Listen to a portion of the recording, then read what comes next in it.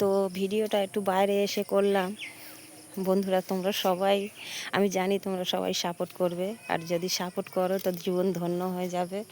তো মাননীয় মুখ্যমন্ত্রীর চরণে আমার কোটি কোটি প্রণাম রইল।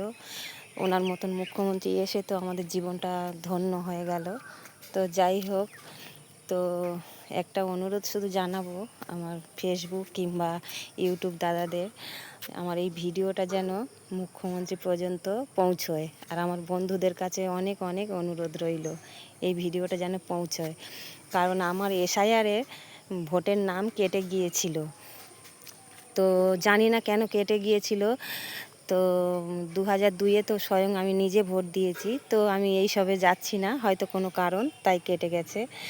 তো সেখান থেকে আমি পুরো কী বলবো, পায়ের ছাল চামড়া উঠে গেল। মানে কোনো পঞ্চায়েত বলো, ভিডিওই বলো, মানে কোনো জায়গায় বাকি রাখিনি, কিন্তু কারোর কাছে মানে সাজেশান পাচ্ছি না ঠিক মতো।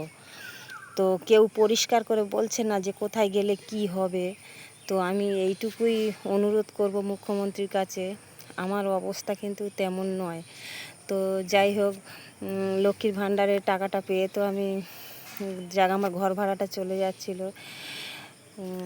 লোকের বাড়ি কাজ করে কটা টাকা পেতাম, তাতেই লক্ষ্মীর ভাণ্ডারের টাকাটা নিয়ে ঘর ভাড়া দিতাম, আর কোনো রকমে তো চলে যেত। এখন তো কোনো জায়গা দিয়ে টাকা পয়সা কিছুই পাচ্ছি না। তো যাই হোক, টাকা পয়সা পাওয়ার কথাটা পরে থাক, কিন্তু আমার এইটাই আগে যে ভোটার নামটা কিভাবে উঠবে বা কিভাবে কি হবে, আমি এই সাজেশানটা পাচ্ছি না। তো জানি না কিভাবে এই সাজেশানটা পাবো। তো আমি এইটুকুই শুধু চাই যে আমাকে কেউ বলে দিক যে কিভাবে কি হবে।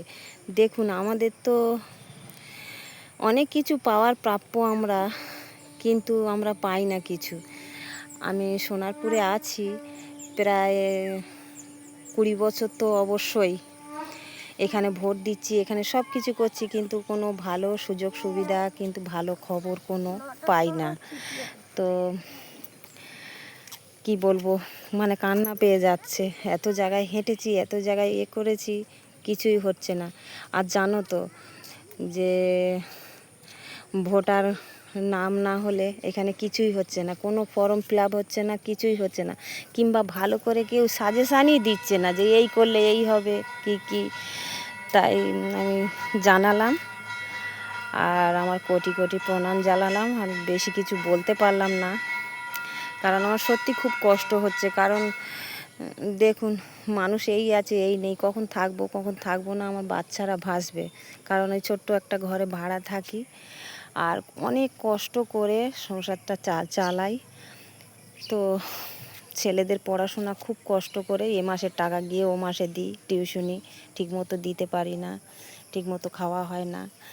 তো এই গোবিন্দ সেবা করে মন্দিরে যাই, যা কোনো রকমে চলে যায়। তো আশা করব এই ভিডিওটা